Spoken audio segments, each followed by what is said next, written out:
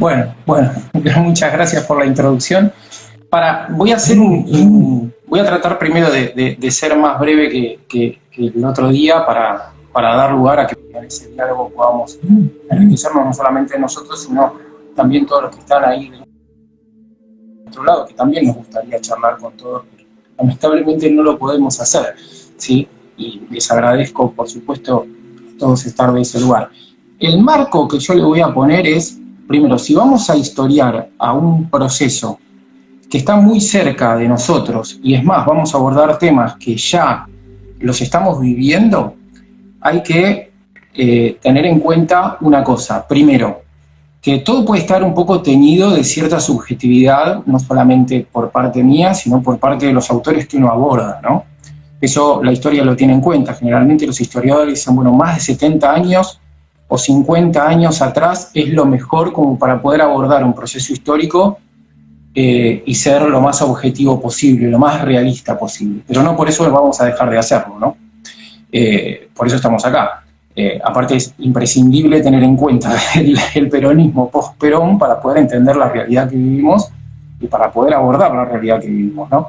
Entonces, primero ese marco. Después, yo pensé 3 niveles de análisis. El primer nivel de análisis es el nivel de análisis doctrinal, que eso es fundamental, ¿sí? ¿Cuáles son las corrientes políticas que surjan en la Argentina desde la década del 70 en adelante? No me voy a meter tanto en eso, pero es una cosa que tenemos que tener en cuenta.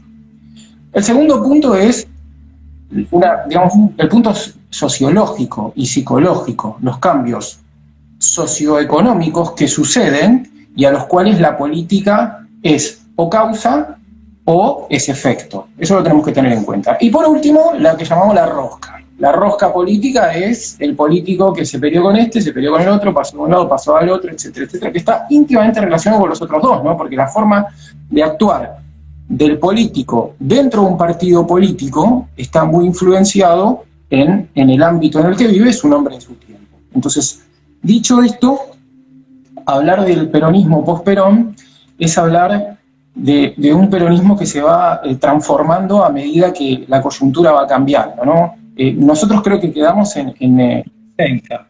Es muy importante que tengamos en cuenta esto. ¿Qué es Ezeiza? Ezeiza es el momento en donde en el peronismo estallan sus contradicciones. ¿Cuáles son las contradicciones del peronismo? Son un peronismo que se llama un peronismo de izquierda, que tiene la intención de que su líder gire hacia un socialismo, en donde las 20 verdades del peronismo, que son la doctrina del peronismo, es dejado un poco de lado. De hecho, hay una ¿cómo se llama?, una presentación que hace Perón y en donde lo llama a los jóvenes, que supuestamente la izquierda peronista estaba representada por la juventud.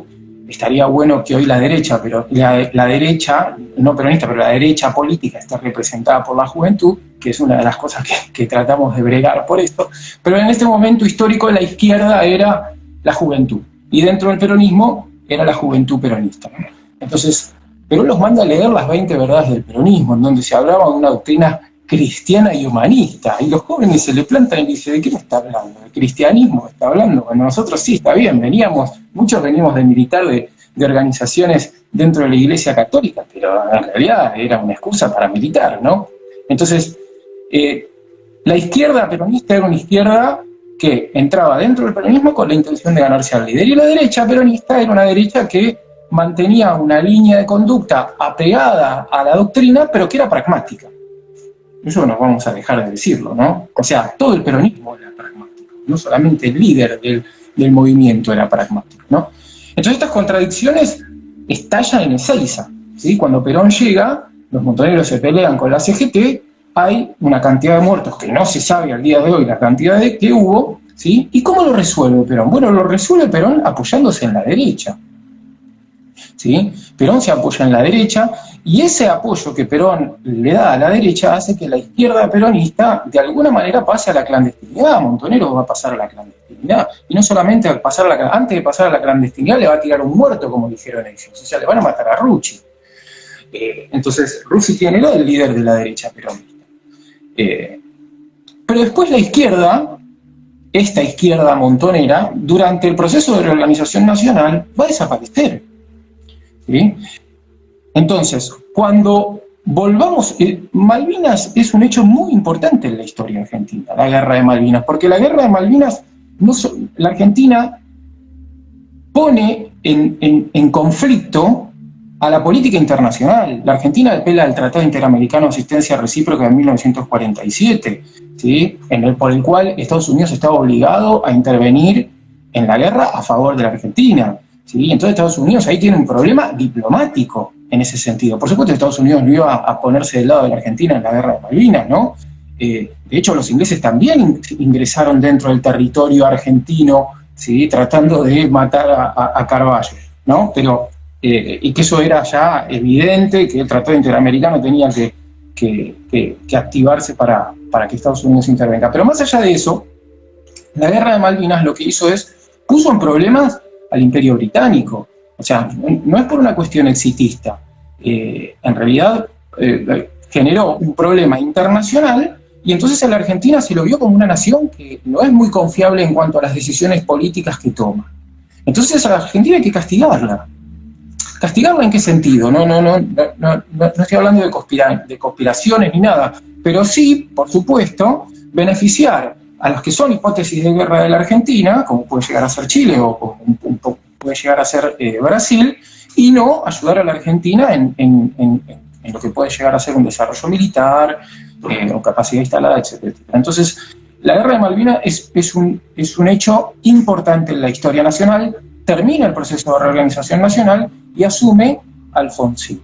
El peronismo durante la época de Alfonsín es un peronismo que está mucho más vinculado al peronismo sindical, ¿sí? De hecho, los sindicatos le hicieron muchas huelgas a Alfonsín. El gobierno de Alfonsín es un gobierno socialdemócrata totalmente. Alfonsín es cuando afilia a la Unión Cívica Radical, a la Segunda Internacional. Queda claramente la coordinadora, que era lo que vendría a ser la cámpora en este momento para el kirchnerismo. La coordinadora era una organización progresista totalmente dentro de la Unión Cívica Radical, y el peronismo en realidad lo que hace ahí en ese momento es tratar de socavar el poder de Alfonsín para poder llegar al poder, porque el peronismo tiene una clara vocación de poder.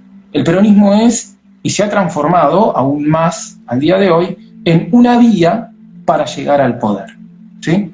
Entonces, ahora bien, ¿quién le va a ganar las elecciones a Alfonsín? Alfonsín las elecciones se lo va a ganar Menem, pero acá hay una cosa que es muy importante que tengamos en cuenta, porque el análisis que hacemos del gobierno de Menem es de un gobierno que es un gobierno, no sé si utilizar esas etiquetas, pero estas etiquetas sirven como para que podamos entender, un gobierno que asume el neoliberalismo desde un punto de vista económico, ¿sí? Pero desde un punto de vista político, no. Entonces, ahora, las elecciones, Menem las gana apelando a una masa popular que todavía tiene una reminiscencia del peronismo histórico, donde el Estado es un Estado que vela por la seguridad del pueblo, pero también dirige la economía, es un Estado donde organiza las diferentes corporaciones, donde redistribuye los ingresos, ¿sí? Es una reminiscencia de un Estado presente, de un líder que se hace cargo de las necesidades del pueblo, y Menem gana apelando a ese electorado, ¿sí? De hecho, Menem le va a prometer a Zaineldin la jefatura del ejército y después la va a terminar traicionando. Menem va a hacer toda la campaña con la barba de prócer, ¿sí? Y con las caravanas bien populares y del interior, ¿no? Bien de la tradición nuestra argentina, ¿no? Y de hecho va a ganar las elecciones. Ahora, luego va a ser un giro radical, ¿sí? Va a ser un giro radical, va a entablar una relación más estrecha con Estados Unidos. Y una de las cosas que va a asignar la presidencia de Menem va a ser la privatización de las empresas estatales, va a privatizar una parte de las jubilaciones, va a llevar adelante un modelo económico que va a tener consecuencias negativas, eso lo tenemos que decir porque son los hechos, ¿no? Y entonces, ¿qué es lo que va a suceder? ¿Qué es lo que va a pasar con el peronismo? Porque estamos hablando de un peronismo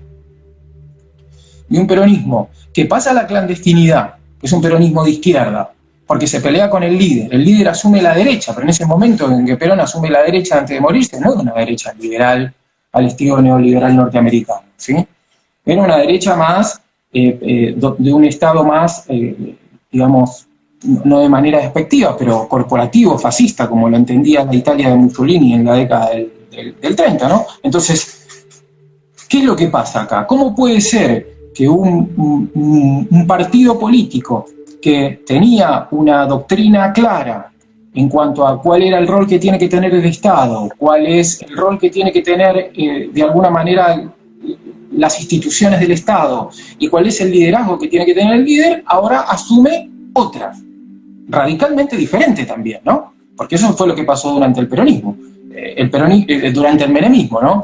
Y otra de las características, que después voy a hacer una especie de síntesis, pero no me quiero explayar mucho, ¿no? Otra de las características del gobierno menemista fue la corrupción, ¿sí? No solamente durante el alfonsinismo, sino también durante el menemismo. En el menemismo se potencia la corrupción. La corrupción que es el Estado, ¿sí?, en relación con empresarios prebendarios que son elegidos a dedo para llevar adelante una serie de obras, etcétera, etcétera, ligados también a intereses internacionales. Y otra de las características del gobierno menemista es gobernar con deuda, porque para sostener el modelo de la convertibilidad era necesario que la Argentina tome deuda para tener dólares y para mantener la paridad. Entonces, esto es un peronismo, ¿cómo caracterizarlo? Es un peronismo que ha sido totalmente pragmático porque ha asumido una posición política que era la que primaba en el Occidente en ese momento, alineado totalmente con Estados Unidos, ¿sí?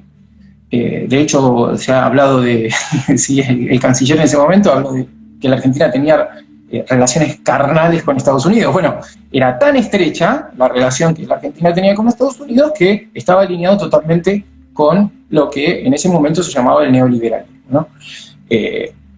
Cosa que, si uno va a los principios que el mismo peronismo había plasmado en la década del 40, está muy lejos de eso, lo que ellos proponían, ¿no? Muy bien, ¿qué es lo que pasa? Este modelo tiene un problema. Llega un momento que hay 20% de desocupación en la Argentina hacia 1999. O sea, Menem modifica la Constitución Nacional para ser reelegido en 1994. ¿Sí? Ahora, desde un punto de vista cultural, el menemismo fue conservador. ¿Sí? Con el menemismo tuvimos, digamos, que la Convención de 1994, con la reforma constitucional, la Argentina lo que hace es adhiere al Pacto de San José de Costa Rica. Y gracias a eso hoy nosotros tenemos la ley 23.000 no sé cuánto, que no me acuerdo, ¿sí?, por la cual definimos que hay persona humana desde el momento de la concepción hasta la muerte natural. ¿Sí? Entonces, y no solamente eso, sino que desde un punto de vista cultural fue un movimiento, el peronismo en ese momento, conservador. Ahora, desde un punto de vista económico podemos decir que fue neoliberal, ¿no? Sin hacer ningún juicio de valor en relación a eso, ¿sí? ¿Qué es lo que pasa? La Argentina tiene 20% de desocupación. Entonces la Argentina termina estallando. Antes de que estalle, se arma una coalición política progresista que venía del radicalismo y que va a juntar parte del radicalismo progresista, parte del peronismo progresista, ¿sí? Todas esas líneas van a formar lo que era la alianza, la que se llamó la famosa alianza, ¿sí? La alianza gana las elecciones en 1999 y pone como presidente de la nación a De la Rúa. En ese momento, el peronismo pasa a la oposición. ¿Cómo? A través de los sindicatos. ¿Sí? Entonces, y en el 2001 la Argentina estalla por el aire desde un punto de vista económico, y no solamente la crisis de la Argentina del 2001 es económica, sino que es una profunda crisis política, porque hay una total, digamos, los políticos están totalmente deslegitimados, no hay legitimación política, hay un gran divorcio entre lo que es la masa de la población y la representación política. De hecho, se empezaron a formar, yo algo recuerdo, ¿sí? Se empezaron a formar asambleas en cada uno, por ejemplo, en la ciudad de Buenos Aires, en cada uno de los barrios. En esas asambleas los vecinos proponían. Esas asambleas quisieron ser ganadas por la izquierda. La izquierda creía ¿sí? En ese momento aparecían muchos medios de comunicación, me acuerdo de Altamira, el Partido Obrero. Ellos creían que estaban las condiciones dadas para el estallido social y para la revolución. Y entonces empezaron a hablar con los vecinos en una grave y gran crisis política. Y surge algo que es muy importante para que nosotros podamos entender la política del día de hoy, que es el movimiento piquetero, que son un grupo de personas que habían quedado afuera del sistema, que estaban desempleados, que no tenían perspectivas a futuro y comienzan a ser organizados paralelamente a los sindicatos que históricamente eran los que habían organizado a las clases populares. Entonces, vos comenzás a tener dos líneas. Una línea que es los sindicatos que se ven, digamos que comienzan a tener cada vez menos poder los sindicatos. ¿Por qué? Porque hay más desocupados. Y estos piqueteros, o los que hoy llamamos los movimientos sociales, comienzan a tener más poder de presión sobre la política porque comienzan a tener más cantidad de población que forma parte de esto, ¿sí?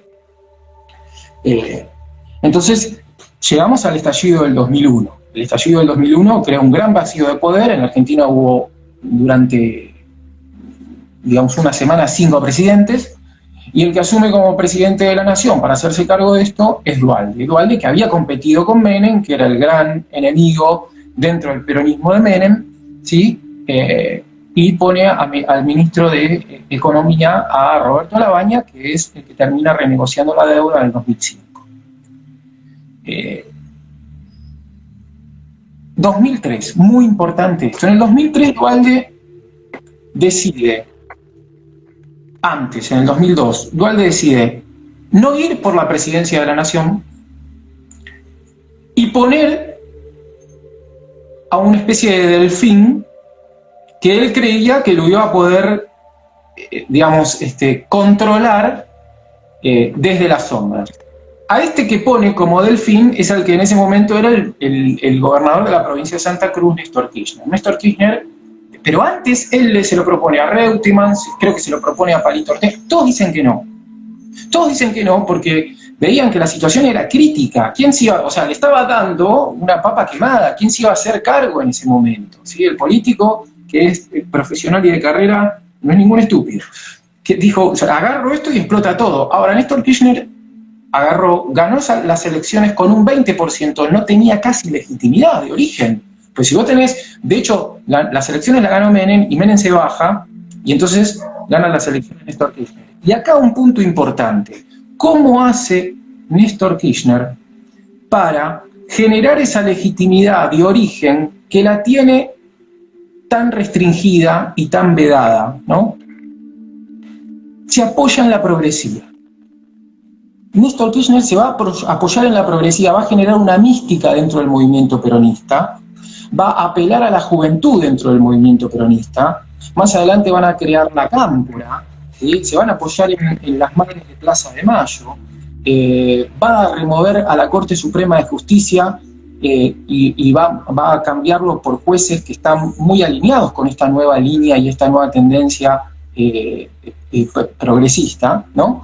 Y entonces, de esa manera, empieza a entablar una relación con los movimientos sociales, no solamente con los sindicatos, ¿sí? Empieza, de alguna manera, el peronismo empieza a ser cada vez más territorial, no solamente sindical, sino cada vez más territorial, sobre todo hacer pie en la provincia de Buenos Aires a través de los movimientos sociales, y entonces genera una mística que cohesiona al peronismo puertas adentro, ¿sí? Ya sea a esa progresía y a esos jóvenes que estaban un poco perdidos y necesitaban una especie de, digamos, de guía que él se la propone a través de estos cambios culturales que él asume, ¿no? Y entonces logra, con viento de cola, porque en Argentina los commodities estaban $500 la tonelada de soja, porque eso es una de las cosas que tampoco se dice del kirchnerismo, ¿sí? Los kirchneristas tampoco lo dicen, ¿no? O sea, vos asumiste, por supuesto, en el 2003 ya gran parte del problema estaba resuelto, porque lo había resuelto del 2001 al 2003 Duhalde. Ahora, en el 2003, por supuesto que la Argentina era inviable, por decirlo de alguna manera. Ahora bien, la cantidad de dinero que te empieza a entrar era una cantidad de dinero considerable como hacer cambios profundos y modificar, digamos, la Argentina en la que se estaba viviendo, y eso no fue lo que sucedió, ¿no? Y bueno, Néstor Kirchner se muere y asume su esposa, Cristina, que sigue con la misma línea de él, pero Cristina tiene una característica: Cristina odia a Perón. Cristina odia a Perón, Cristina lo ha dicho públicamente, Cristina se apoya supuestamente más en la línea de Evita, de hecho el kirchnerismo ha exaltado un poco más la línea de Eva como una feminista, digamos, revolucionaria, como una mujer fuerte, ¿sí? Y Perón es como que se deja de lado. De hecho, el nombre que se le pone a uno de los movimientos más fuertes dentro del kirchnerismo, que es la Cámpora fue un presidente que, si bien lo puso Perón, se apoyó en la izquierda peronista. Cámpora se apoyó en la izquierda peronista, ¿sí? Y muy bien, y ahora sí, para poder darle un pequeño cierre y porque podamos charlar un poco, ¿qué es lo que pasa hoy? ¿No? Hoy tenemos unas elecciones que gana Alberto Fernández con una jugada que a mi ver fue una jugada política muy buena de Cristina, ¿sí? Cristina tiene, digamos, un techo de un 30% de votos. Cristina sabía que si ella se presentaba a Macri no le ganaba. La estrategia política de Marcos Peña de polarizar con Cristina la asumió sabiendo que cuando era el momento de elegir las candidaturas ella no se iba a presentar. O sea, lo usó Cristina a Marcos Peña en la estrategia política. Marcos Peña cayó claramente, malísima en la estrategia, ¿sí? Y otra de las estrategias que planteó Marcos Peña, que a mi modo también fue una estrategia que no solamente no resultó, sino que desde un punto de vista político fue muy mala, fue generar ese temor de que la Argentina se iba a transformar en Venezuela. Ahora bien, ¿quién compra? Porque esto es una de las cosas que nosotros estuvimos viendo en las últimas elecciones. ¿Quién compra que la Argentina, ni bien asume Alberto, se puede llegar a transformar en Venezuela? Y el que compra es el que, primero, está formado como para saber qué es lo que pasa en Venezuela. Es un punto muy importante. Segundo, no ha perdido tanto durante los 4 años del macrismo, porque Macri dijo que la inflación era digamos, se resolvía rápidamente, y durante los 4 años sumamos 300% de inflación, aumentamos un 50% la deuda externa, ¿sí? La deuda argentina aumentaba $1.000 por minuto. O sea, convengamos que todo eso, cuando se traduce a la sociedad, tiene consecuencias, ¿sí? Porque hubo mucha gente que en el 2016 votó a Macri, que había votado a Cristina, ¿sí? Y hubo mucha gente que en el 2019, 2020, 2019 vota a Alberto, que lo había votado a Macri. Entonces, el análisis que uno hace es cómo puede ser que durante 4 años alguien haya cambiado su voto si está convencido en que las dos posiciones son extremas. Eso es una de las cosas que yo me pregunto, ¿no? O sea, ¿y cuál es? Me parece que estamos haciendo mal el análisis. Una persona que en el 2016, que votó a Macri, por ahí se había podido comprar una casa o alquilaba una casa, tenía hijos que gracias al esfuerzo de su trabajo los había enviado a un colegio privado, parroquial, que pagaba una cuota porque quería sacarlos del colegio público, porque gran parte de la currícula del colegio público está totalmente ideologizada. Que había hecho eso, que podía pagarse una obra social, que podía tener un pequeño resto para un fin de semana poder salir y dispersarse, ir llevar una vez al mes a sus hijos al cine, al teatro, hacer una salida, juntarse con amigos y comer un asado. En el 2019, cuando se dan las elecciones, eso no lo tiene. Esa persona que no está en las redes como nosotros, que no sigue la política, que no está metido en la rosca, que no sabe, digamos, no lee todo lo que dicen los medios de comunicación, no lee todo lo que dicen los diarios, no está metido en las internas. ¿A quién va a votar? ¿Lo va a votar a la persona que hizo que ella alquilaba en la ciudad de Buenos Aires, esa persona, y tiene que ir a alquilar al conurbano bonaerense, un lugar más peligroso, tuvo que sacar a sus hijos del colegio privado y los tuvo que mandar a un colegio público, tuvo que dejarla pagar la obra social y tuvo que ir al hospital público, no los va a votar. O sea, entonces, la lectura que hizo Marcos Peña era una lectura equivocada, porque evidentemente, si vos tenés 300% de inflación, casi un 50% de pobres, evidentemente la estructura social se va a ver perjudicada. Y ese perjuicio de la estructura social se manifiesta en las elecciones presidenciales. Era obvio que vos ibas a perder las elecciones presidenciales. Y si vos planteabas la estrategia de la polarización, iba a ser peor, porque nadie se iba a comprar el buzón ese de que vos te ibas a transformar en Venezuela. Por más de que haya elementos aislados, a mi modo de ver, ¿sí? En esto lo comparto con Juan, nosotros es muy difícil que nos transformemos en Venezuela, ¿sí? De hecho que yo creo que una de las alarmas que de alguna manera la sociedad civil tendría que poner, ¿sí? Es si el kirchnerismo va sobre las Fuerzas Armadas, porque los que sostienen al régimen venezolano son las Fuerzas Armadas. Sin Fuerzas Armadas el régimen se cae y desaparece, ¿sí? Entonces, ahora sí, si en realidad si hay un proyecto del kirchnerismo sobre las Fuerzas Armadas, evidentemente ahí sí tendría que haber una reacción por parte de la sociedad civil. Pero después todo lo demás no. ¿Por qué? Porque si bien nosotros tuvimos una clase media muy importante, lamentablemente en los últimos años esa clase media se ha visto perjudicada, ¿sí? Pero la mentalidad de clase media, que es la perspectiva a futuro, eso no se ha perdido. Y eso es una de las cosas, una de las trabas que hay hacia esa, digamos, que nosotros viremos hacia un régimen como ese, ¿no? Entonces, y en cuanto a hoy, el gobierno actual, primero, me parece que el peronismo está totalmente dividido, que hay dos líneas bien claras y diferenciadas, ¿sí? Un presidente como Alberto, que es muy pragmático, no es que no, ¿sí? Que tiene intereses muy concretos vinculados con personas concretas, como puede llegar a ser Soros, como puede llegar a ser Stiglitz, son intereses concretos con estas personas, ¿sí?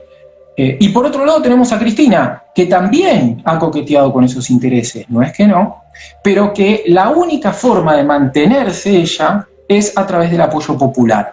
¿Por qué? Porque dentro de la estructura de la política, de lo que es la rosca política, no tiene muy buena imagen. Entonces, lo que a ella, de alguna manera, la hace mantener viva es esa mística que generó Néstor y que ella la asume, ¿sí?